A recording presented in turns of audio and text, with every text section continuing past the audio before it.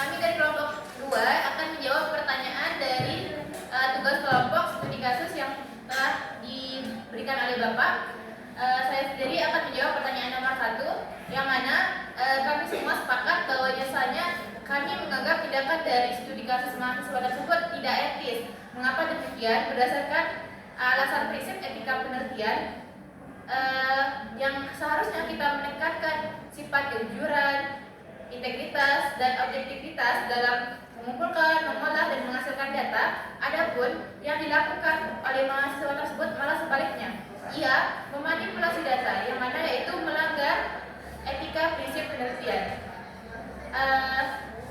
Mengapa melanggar? Karena dia mendukung atau menekankan hipotesis yang sesuai dengan yang dia mau, dan hipotesis yang tidak sesuai dengan yang dia mau dia hapuskan. Maka hal tersebut dinyatakan manipulasi data, yang mana berarti melanggar etika prinsip penelitian. Dan selanjutnya pertanyaan nomor 2 terkait dampak dari tindakan yang dilakukan mahasiswa tersebut terhadap dunia pendidikan Islamnya akan dijawab oleh rekan saya. Saya akan menjawabkan, yaitu hilangnya akan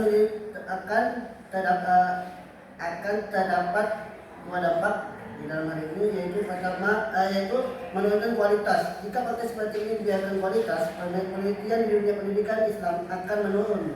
Penelitian seharusnya seharusnya menjadi sarana untuk mencari kebenaran,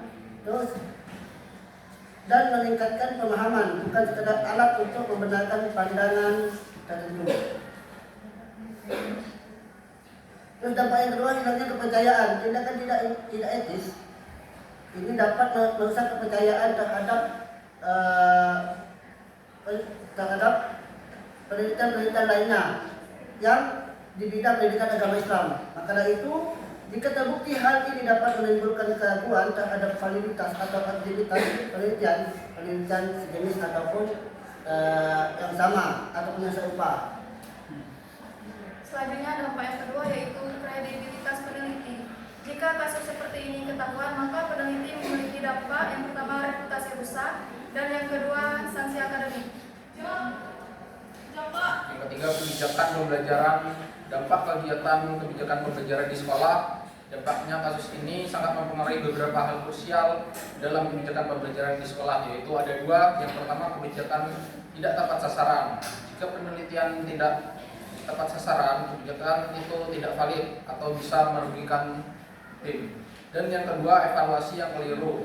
Penelitian yang dimanipulasi dapat memberikan gambaran yang salah tentang efektivitas pembelajaran Al-Quran hadis. Hal ini dapat menghambat upaya perbaikan dan pengembangan sinkronisasi yang sesuai. Baik, soal ketiga, apa alternatif solusi yang harus dilakukan oleh mahasiswa tersebut? Nah, yang pertama, analisis semua data. Jadi mahasiswa tersebut harus menganalisis seluruh data kuesioner dari 50 siswa tersebut, dan baik yang menunjukkan hasil negatif ataupun positif. Nah, yang kedua, mencari penyebab hasil negatif. Jadi mahasiswa atau peneliti harus mencari tahu mengapa ada 20 siswa yang menunjukkan hasil negatif. Apakah ada kendala dalam proses pembelajaran, metode atau faktor lainnya. Yang ketiga, menggunakan metode analisis yang tepat. Jadi peneliti atau mahasiswa bisa menggunakan metode saintifik yang sesuai dengan permasalahan ini. Kemudian yang keempat, diskusi dengan dosen pembimbing. Jadi mahasiswa sebaiknya berdiskusi dengan dosen pembimbing terkait masalah ini dan mencari solusi yang etis dan ilmiah. Baiklah, di sini saya akan menjawab pertanyaan dari soal keempat.